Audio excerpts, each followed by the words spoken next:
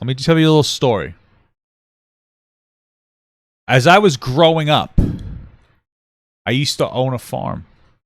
Well, I didn't own it. My mother owned the farm. We used to tend to the animals on a daily basis. One of the things I like to do, I like to groom the horses. And I don't know if you guys know this, the way that you groom horses is you pat them down a lot. I remember one day, the horse that I was patting down, they fell very ill. But I still kept to it. I still kept... Yes, the word groom can also mean to, like, groom. Like, I need to groom my face. I look terrible. Anyway, since you guys don't know what grooming is, the general term. Even when the horse got sick, and her name was Millie, I would still pat her down every single day. And I knew that it brought Millie comfort. Because every single time I walked in there, she would approach me. It was her favorite time of the day. Everybody else stayed away from her. One day, Millie's condition got worse. And I patted her for the last time that she was alive. The next day I went outside. We found her, she had passed. And I decided to pat her one more time. What's the moral of that story? That even when I was a kid, I used to beat a dead horse. And that's what fuck we're going to do today, guys, because we're still talking about Fresh and Fit and H3H3. Oh, was that a good story? Did you like that story? Goddamn. Did you like that story? That was incredible, wasn't it? That was incredible. What an incredible story. I kept my composure. How long did it take me to make that? I did that off the... I had no intention of starting this segment like that. Anyway, let's get into it. Somebody told me that Def Noodles weighed in on the whole H3 Fresh and Fit thing, okay? And so I was like, all right, I didn't really intend to talk about it, but I still took a look at it a little bit. I didn't really listen to a whole lot, but I did come across a comment, and I was actually impressed with Def Noodles. So he talks about the Ethan situation twice. One of them's like 5 days ago, the other one's 4 days ago. But he pinned this comment here by Fresh and Fit, right? And it says, she lied and is getting exposed tonight on our channel, 7 p.m. EST. She left out text for a reason. It's incredible how quickly people believe women without hearing the other side. And I was like, wow, I'm impressed. I'm surprised. I forgot his name for a second. Def Noodles. Def Noodles is like doing his due diligence. Now, I don't know what he specifically talks about in this video. We're going to take a look at it. But I want to make sure that as we watch this, right, we understand that Def did the right thing by, to an extent, like, you know, supporting this comment that says, hey, basically it says like, hey, we're going to show our side of the story. So we're going to watch what happens. So we're going to understand that like what we're watching now comes before Fresh and Fit make their response. They say it under Def Noodles' video. Def Noodles pinned it as the top comment. So, you know, that's pretty good. You know what I'm saying? Sometimes it happens. Sometimes you say something maybe that's not necessarily true. And then somebody goes, hey, blah, blah, blah. And then you pin their comment. And you know what I mean? I can respect that. So let's watch this. Let's see what with Mr. Noodles has to say.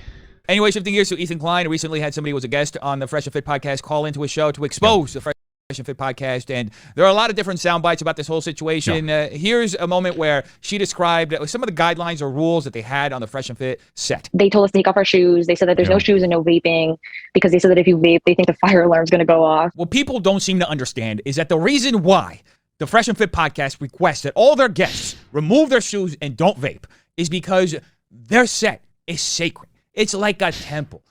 Listen, I don't know about the shoes thing. That is a little bit weird.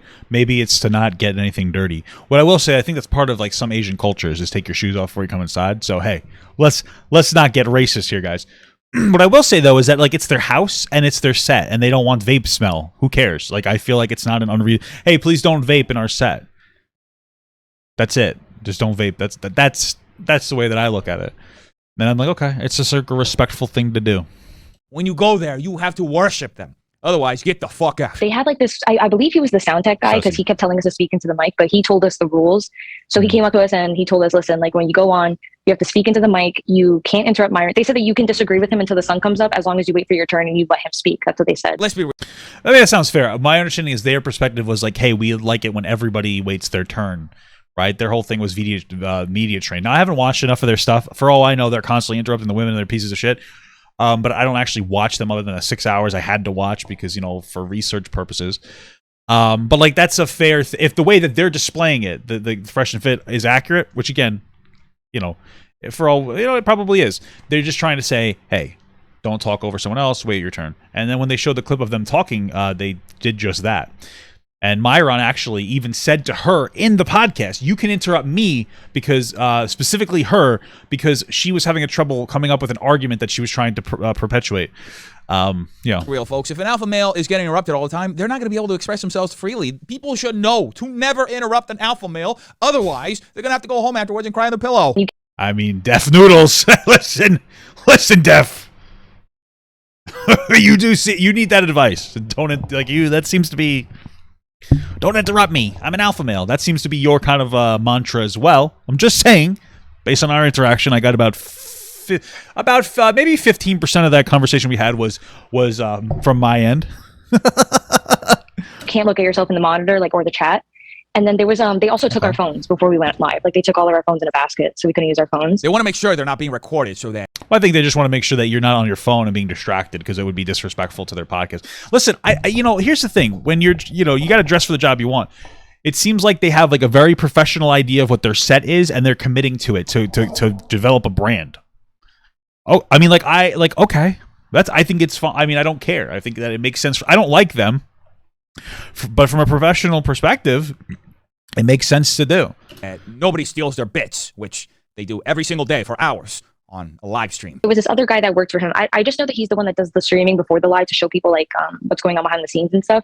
And he's mostly like the advertiser, like on social media. He just controls, I believe that's what he does. But he came up to me and my friend and he offered us alcohol. He said, like, do you guys want to drink? And I was like, no, thank you. Isn't it ironic how Fresh and Fit don't believe men and women are equal, but then debate only women, not men, who disagree with them? Yeah, I think it is very interesting. Like, so it seems like the pattern from Fresh and Fit, from what I've seen, is that they only talk to women, and they won't talk to any men who disagree with them. The only I would call this an outlier is the potential to talk to Ethan, and that's because I don't think that they perceive Ethan as like a threat. I think that Fresh and Fit have a problem with men who are masculine. I think that there's a level of cowardice there. And that they're just like, I can't talk to somebody who disagrees. I think that's what it comes down to. So, did I hear that Mood is making a video criticizing Boogie? I'd love to watch it. It should be noted, folks, that the person speaking to Ethan right now is 19 years old when they appeared on the Fresh and Fit podcast. Yeah. And in case you don't know, if you live outside of America, drinking age in America is 21. So that's true. Yay, Fresh and Fit. And so they offered me a White Claw, so I was like, no, thank you. And they were, yeah, and this is like the thing that I think was irresponsible of them, is that they had availability for alcohol for people under the age of consumption or alcohol consumption in the United States. I think it's irresponsible, right? I know in a lot of other places 18 is the standard. I think it's irresponsible. I don't think it's like the worst thing in the world, but I think it's very irresponsible. They're like, come on. So like, I just took the White Claw and I opened it and pretended like, you know, like, oh yeah, I have a White Claw. Now that definitely sounds like the alpha thing to do, getting somebody who's not of drinking age to drink before going on a podcast. Fresh and Fit of them to do that. And Walter came up to me and he said to me, do you want to go on a double date with me and Myron? So after offering somebody who's under drinking age alcohol, they asked them out on a date. Well, let's be clear. And again, for context, and we're going to reinforce that Def Noodles, basically, well, I guess you could consider it, signal boosted their rebuttal. Okay? So he's just operating off of what he heard. So I'm going to give him a bit of the doubt because he's acknowledging Fresh and Fit's perspective here. And he talks about it here. We don't know what he says yet. But it seemed to be very mutual based on that. I watched the whole fucking 6 hours. It was mutual. He didn't like, they were both trying to hang out. Everything was much more mutual than she made it seem to be. Just saying. These alpha males who are in their 30s are really good at sealing the deal with teenagers. Anyway. Oh, come on. That's very dishonest. Okay. And also, Def, listen, actual criticism. Okay. Very honest here. I know for a fact that your perspective on the Call Me Carson situation, a 19-year-old and a 17-year-old engaging, you think that what he did was inappropriate. Now, specifically, I don't really know because you dodge the question when people ask you. But if you think a 19-year-old Carson is a grown man, then how do you think a 19-year-old girl is a fucking teenager? If she's just a teenager, then so is the 17-year-old that Carson interacted with. Now, I tend to agree that 19-year-olds are young and they're irresponsible, but you know that you're saying teenager to try to subtly suggest with plausible deniability that he's dating a child when he's not. Okay? It's good to have logical consistency. I think it's immature to date a 19-year-old at 31. By the way, that's how old he is. But immaturity is not illegal. Okay? And there's a lot of hinting that it's like a child and an adult, but it's not. I'm just saying, okay? Later on. Yeah. That's actually a good point, too.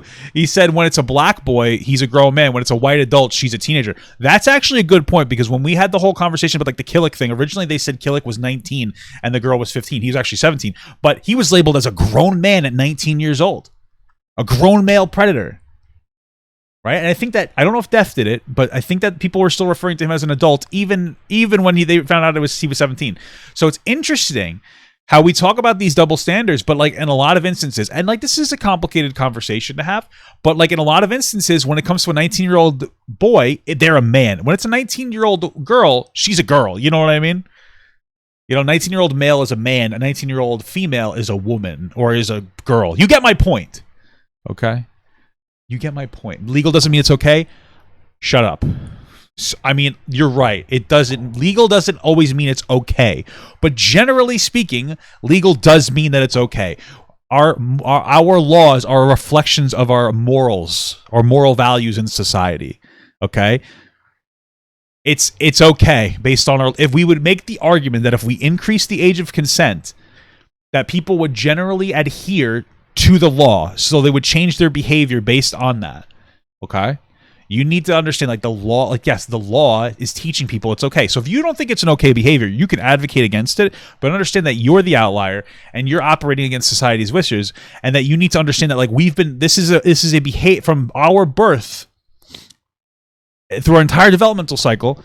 It has been reinforced into our brains that 18 is the adult age of consent and then things are okay. We learn as we grow. And so like now you're like, hey, I'm 30, you're 32. Well, now you're 100% wrong. It's like, well, that seems a little bit suspicious, like a character from the popular hit video game Among Us.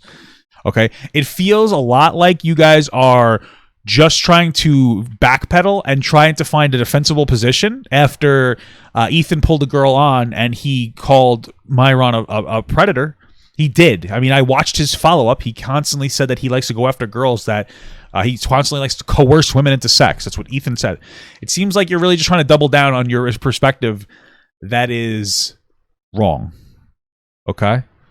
I'm just letting you know. So I'm just letting you know. You got to be a little bit more objective than the way that you feel about this situation.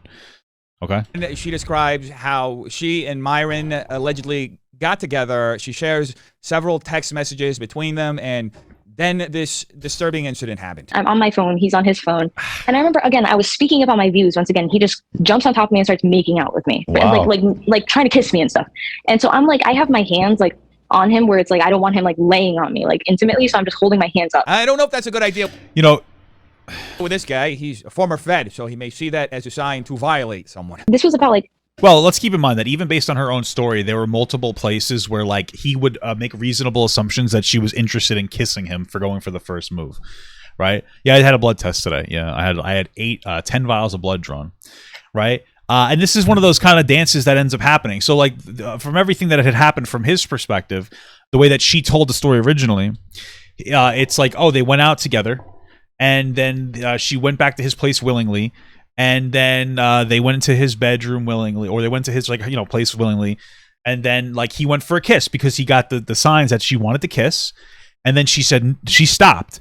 But then he said, ew, use mouthwash, your breath is gross. So then she went in the bathroom and used mouthwash. She apparently changed into his clothes at some point with like the Fresh and Fit gear. And then he's like, oh, do you want to come sit on the bed? And she sat on the bed, and then they interacted again. Now, from her perspective, based on the first telling, not based on what actually happened, her thing is like, well, I really just went there because I wanted to talk about like my political whatever. She wanted to debate him.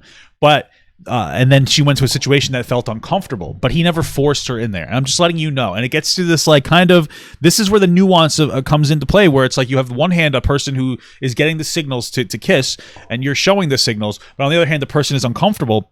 And this is why I'm always a very big advocate for like express consent, especially as the more dominant party, which is usually men, saying, hey, can I kiss you? Or like, hey, is it okay if I do this?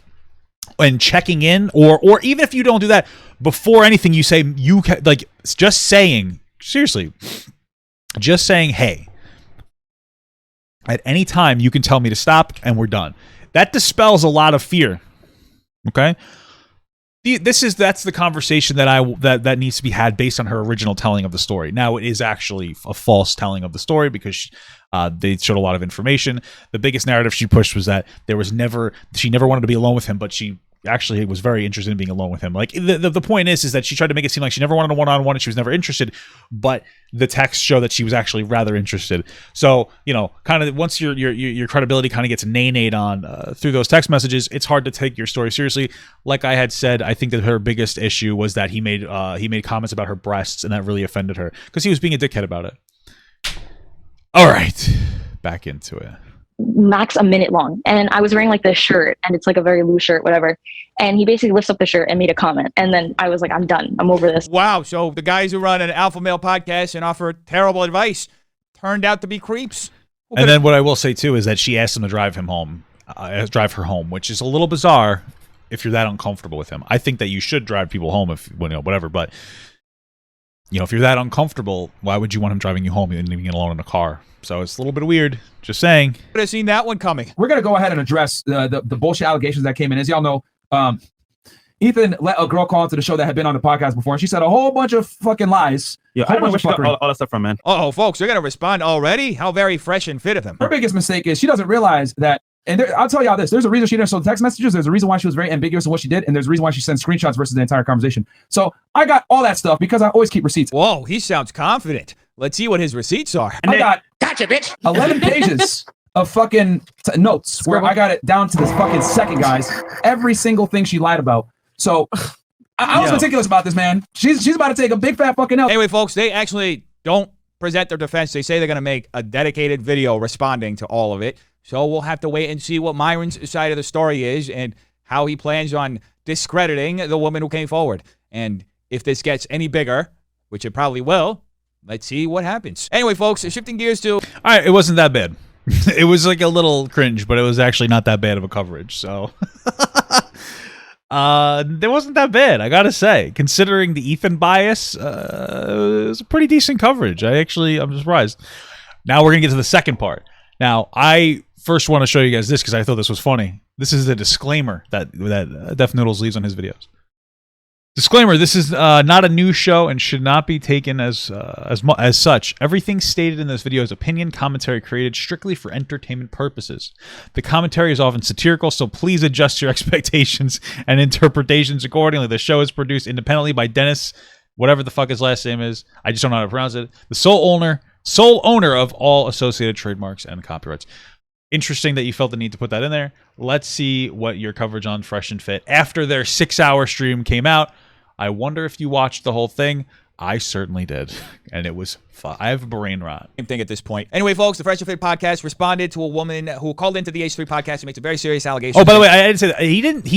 I said before, Dennis, Def Noodles, he didn't really lean very heavily into the Predator narrative. He just kind of leaned into like their yucky people narrative, which I think is fair.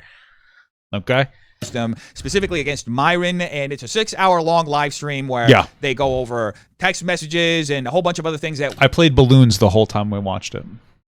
I watched it by myself because these fucking assholes usually DMCA shit weren't shown during her call with Ethan. They also have 2 women who were there the night that they filmed their original podcast with this caller, and they corroborate the story. It's a full, really lengthy discussion. I invite you to go watch the whole thing if you want to see the whole thing. I'm only going to cover some of the highlights and some of the main points that have been getting discussed about the situation, starting off with allegations that people on the Fresh and Fit team had pressured these girls who are 19 years old and under the drinking age here in America to drink before the podcast. We had people that were there the same night, right? Yeah. I will say, from what they produced, and this could be he said, she said, their argument was we didn't pressure her, but we made it available. It doesn't matter. It's still inappropriate. You shouldn't be making it available to people underage. But I wouldn't say that there's pressure. There was a pressuring there based on what they said. Maybe they were wrong, but I don't know if did she make the argument that they pressured her? Because she had originally said she just had a water. Oh no, she said she opened I guess she did kind of say that they pressured her because she said she opened up the White Claw. Okay. Now we're in the same environment. It's everything. So, ladies, can you tell us what happened that night when you were here? Okay. Well, that girl, I guess specifically, only drink water. Wait a minute. That doesn't add up. How did a girl only drink water when she told Ethan that she had a White Claw? Does not compute. We ever at any time like tell the They show a screenshot of her drinking a White Claw a little bit later after that, though. girls, hey, you need a drink, or put like any kind of like pressure on them to drink alcohol? Never. If anything, I tell the girls all the time, yo, it'd be better if you don't drink, or if you are, keep it to a Myron's weird. He doesn't drink at all, or he doesn't drink a lot at all. He's a bizarre guy. He doesn't like to go to clubs, and he doesn't really like to drink. It was a weird thing listening to the podcast. He's a bizarre guy. minimum, because we actually do want to have like good conversations with the girls. Combos. Okay, you guys are gonna have to show more evidence because right now it's all he said, she said. And she also mentioned that she doesn't really drink like that. What I will say is, if it's a he said, she said, you can't take one word over the other necessarily. You know what I mean? So right? Oh man, we have evidence showing they drink like sailors, bro, and they're underage. Yeah. All right, I'll give them the benefit of the doubt. It was one of their witnesses who said that they only drank water that night. They themselves are saying that the girls were drinking. Okay. So where do they get their drinks? I was actually the one that I asked them what they wanted, and they said that they wanted. She does look a little like Tim Pool, I will say. White Claw, and so then I asked them what flavor they wanted. I remember Ethan made a big stink about how people were showing her face. But if you're gonna make this like argument, you kind of have to honestly, I would say kind of a inaccurate. I mean, honestly, she lied because she cut up text messages. You're gonna of course have your face shown. Like you have to be held accountable. So I mean, like at the end of the day, I'm not trying to be rude, but that's why you shouldn't move forward with that kind of shit. And to me, cutting up the text messages and not showing the whole thing, that suggests you're trying to be dishonest. And I was the one that was like going through the cans, picking the flavor that they wanted. So wait, she said the flavor she even wanted too? Yeah. All right, even under this assumption that these girls weren't pressured to drink, that they were drinking out of their own volition even before they got there, and that they requested the drinks and that someone else served it for them, they're still under the drinking age. They're 19, drinking age is 21. Yep. These people are grown-ass adults. His studio isn't his fucking apartment. He's 31 years old. Why the fuck would you want people who are under the drinking age drinking in your own fucking apartment? It's a good point. I mean, that's a liability for you. You could get sued, like you get a lot of trouble for that. And if he did, I think it would be funny. And you should actually get in trouble for that.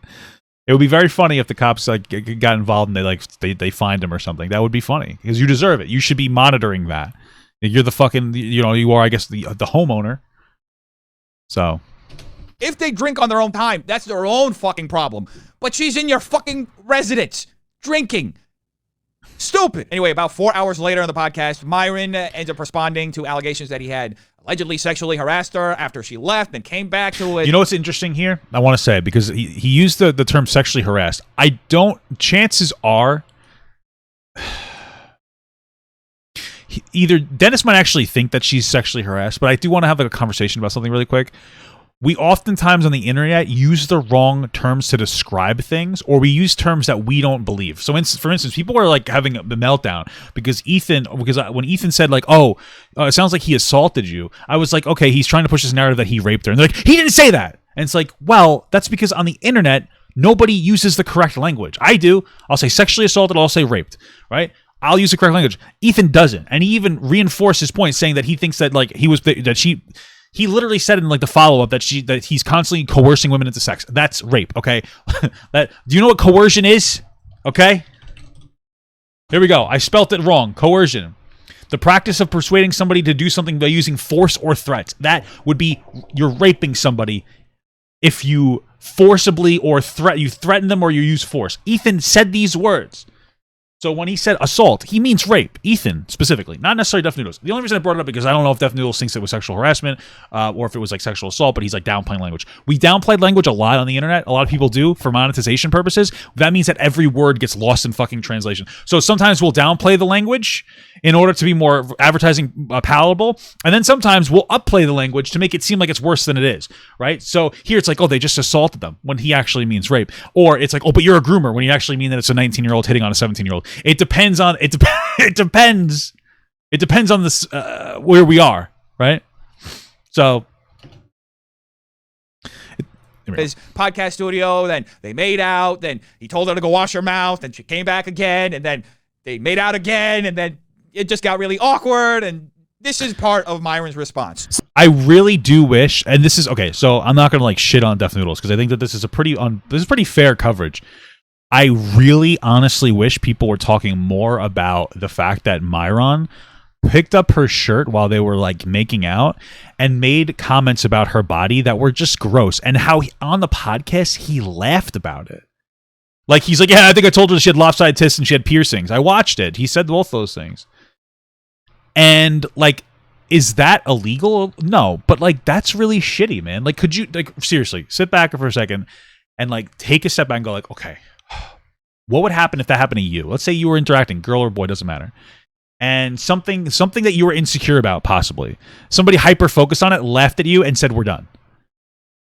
It would make you feel like shit. And I'm not saying that people have to have sex with you if they notice an imperfection that they don't like. It's fine that Myron saw her and didn't like something about her and wanted to move on. That's fine. That's fine. But you can be respectful about it. First of all, but I will say, like, oh my, it's something like as minor as that, like, oh my God, her boobs are lopsided. Like, shut the fuck up. It's not that big of a deal. Yeah, it's really shitty. And this girl's now going to, for the rest of her life probably, have like a little bit of a trust issue with every guy where she's going to feel a little more afraid to take her shirt off. And it's like really shitty. It's just really shitty. And it's like, it's shitty, immature, scummy fuck behavior. And I wish Def focused on it more. I don't think, like, again, I don't think he's trying to like do anything wrong or anything.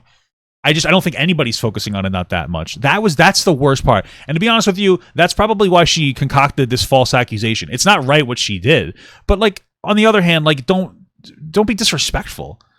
You know, and it's to me, it's like, you know, when Fresh and Fit talk about what it means to be a man, it seems to be solely based on doing whatever you want and having sex with whoever you want. For me, it's like being a respectful person that like adheres to their obligations. Being disrespectful, that you're not a man. That's the way that I value what it means to be a man, is being respectful. Women should be respectful too, but like, you know, my moral values, it does centralize about like being a man, being somebody that's like respectful. So like these guys to me are exposing, based on my moral characterization of what a man is, they're not men. Fresh and Fit aren't men. They're fucking cowards that just like to like be pieces of shit to women. They treat women like they're objects. They're fucking scum, right? And it's unfortunate that Ethan perpetuated this false narrative against Fresh and Fit to a point where we've been defending them. But we have to keep two things in mind. One, Fresh and Fit are still bad men that are destroying the mentality of other young men that are going to grow up to be worthless pieces of shit like them. But then also, just because there's this instance of a woman lying about an accusation, basically, you keep in mind that like, we still need to keep in mind that accusations are very real and we shouldn't jump out the gate. Because, and listen, I didn't release the video and I never will, but even Abin Preach's initial like video on Ethan I thought it was bad. I thought it was bad. I watched it with my wife, and the issue wasn't that they didn't think that it happened. The issue was the rhetoric that they used to dismiss it. Because if the exact same events had happened up through the entire point, and then she actually did get sexually assaulted, their logic still stands. Their invalidation was just like it would have been if Fresh and Fit had actually done it, their logic still maintains there. I'm not going to be able to articulate this point well. I'm not releasing it because my wife got very upset and very uncomfortable because she likes Abin Preach a lot. And she just didn't like the way that they talked about it. And we understand that it was false. But again, it was the way that they talked about it. It feels like nobody's having the right conversation, probably myself included, because for a lot of people that know how to articulate themselves on this topic based on the way that she had presented it originally, which we all understand is false. It's a lot of people with their own traumas of sexual assault. And when they try to articulate it, they get very upset. So I just wanted to bring this up. I'm never going to release the video to her, but if Abin Preach are ever interested, I'll find the video and send it to them specifically to see what, you know, maybe to challenge their perspective privately. It probably would never happen. But like that would be great so that they understand where we're coming from. Cause like my wife, you know, it was something else. It was an unfortunate segment. I pulled everything down because she's like, I really don't want to talk about this. And because a lot of times when my wife does talk about like, you know, the communicates her experience, sometimes people are pieces of shit about it. So Yeah. So, number one, I allegedly was mean to her with the vape. Could have walked out at that point. She didn't. Number two, I kissed her unwanted. She could have walked out at that point. She didn't. Number three, hey, get some Listerine, bitch. Could have walked out at that point. She didn't. Okay. What does she do instead? She walks on the balcony. Thank you, Chris, for acknowledging that. Number four, she texts her friend, I'm good. Yeah, I mean, that's pretty much the smoking gun, that she would say that she's good, even though she's in his company. It does seem like she has some urgency to get out of there. However, well, it doesn't really seem like that, because if you did, and if she was in the bathroom at this time, and her friend's like, are you okay? And she's like, yeah, I'm good. If you really did feel like a sense of urgency, you would imagine that you would at the very least express it there. I mean, I don't think it's a terrible point. You know what I mean? with the full context of the conversation that he shows, she is a really shaky witness. It does seem like she embellished her story a whole lot when she was on the podcast with Ethan, and perhaps purposely left out some details. Anyway, later, Myron ends up elaborating on the comment that he made when he lifted up her shirt. And I said I have piercings. Oh, wait, he might go in on it. He might go in on it. Comment on it. Oh, okay. And it was very creepy. It was So very weird. I don't want to. No, it was not creepy. She's mad because I basically made a joke about her titties being lopsided. Whatever. This is a 31-year-old man who's pursuing a 19-year-old girl. He's obviously still trapped psychologically and mentally in his teens. That's why he can relate to somebody that fucking young, and that's why he responds in that situation like a fucking teenager would, okay? He's not wrong. He's not wrong. And this shouldn't come as a surprise to anyone, because this guy literally screams it at the top of his fucking lungs for hours every fucking night on his show. Hey guys, 6 hours in, good episode. You guys know the truth now. You know, H3 was capping, the girl was capping, Hassan was capping, and yeah, we spit facts here on the podcast. The truth is the truth shall set you free. I love how he says Hassan was capping, even though Hassan wasn't even a part of it. Like, Hassan wasn't even there when the phone call happened, but I guess he just got looped in. Anyway, Myron later closes with a statement directly to Ethan and the H3 podcast. There's one truth. Your appreciation of it is subjective, but the truth in itself is objective. And people like Ethan Klein, H3, etc. Productions, shame on you guys for letting your girl go in there with a subjective truth instead of analyzing the facts and trying to get an objective truth. Because when you make things subjective like this with serious topics like this, right, live. Why are you air quoting serious topic? Okay. Get fucking ruined, and everyone might not have the ability to defend themselves the way that we did. It took 6 damn hours to do it. Look, at the end of the day, what I will say is the research they could have done could have been to watch the podcast that she was on with them before doing this, vet her a little bit. Like, okay, she was on the podcast. Let's watch it. Let's see what she says. Let's see how the interaction goes. Because then, while she was expressing her perspective, you could have contested her and been like, well, you didn't actually say this in the podcast. Because they showed she didn't. She was like talking about how she was a baller ass bitch. And she was like, oh, objection, Your Honor. Hearsay. She was blasting him. But she was really just stuttering. He was like, oh. And then he's like, okay, well, if you interrupt me whenever you want so you can make your point. And he was being genuine about it. So it's like, you know. This is a big nothing burger, because even during the phone call with Ethan, when he asked her if she thought she was essayed, she made sure to define it as not an essay. So at the end of the day, a lot of people were saying, yeah, but maybe she wasn't defining it as that. Because she wanted to underplay her feelings, so she was upset. That's possible. Unlikely, considering the context of the situation, though. What we learned from the situation is that Myron is a sleazeball. But we already knew that, because he screams it for hours, every fucking day on his show, for the whole world to know. In fact, he's making a career out of teaching men how to be fucking sleazeballs. True. So, I mean, at the end of the day, if you're going to drink 5 cups of coffee and expect to not get the jitters, then why the fuck are you drinking 5 cups of coffee? Now, the one shady aspect of this whole situation is the fact that they admitted to giving alcohol to people who are under the drinking age. It doesn't matter if they're requesting the alcohol, if they were already drunk when they got there. They're on your fucking property, and you're giving them alcohol. That's your fucking responsibility. Even if it's someone else getting alcohol out of your fridge and giving it to them. It's still, you're not supposed to do that. I mean, this guy's 31 years old. He should fucking know that. And speaking of drinking, there's a current baby formula shortage, and Fox All right.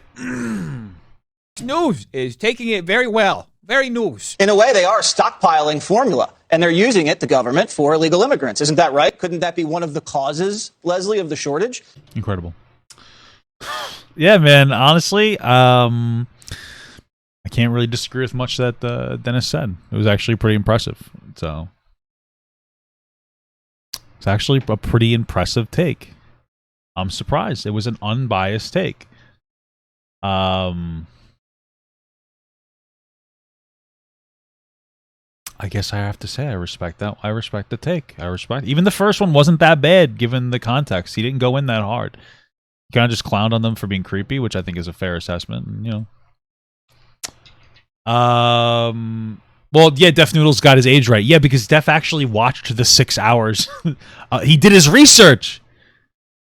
He watched the 6-hour segment for, let's see, he did a 7-minute segment on Fresh and Fit about their reaction. And he did the research to watch the 6-hour stream. That's what you're supposed to do. And you want to know what? Ethan could have asked Dennis, hey, Dennis, did you watch the 6-hour thing? I did, Ethan. In fact, let me do a little bit of research here. Let's see. So this came out one day. He streamed this 1 day ago. Def Noodle streamed this 4 days ago, right? Yeah. He could have asked Def. He's like, hey, you watched the whole 6 hours? You know? You watched the whole 6 hours? What'd you think? Well, Ethan, it sounded like she was a little sussy. Thank you so much for watching, guys, and another special shout out to all my Patreon and Twitch subs. If you'd like to support this channel further than you already have by just watching the video alone, go down to the links below where you can sub on my Patreon, which will allow you to get your name on this beautiful black wall. Or you can go to the Twitch page and you can actually use a free Amazon Prime sub, if you have Amazon Prime, to subscribe. Thank you very much, guys. Take care.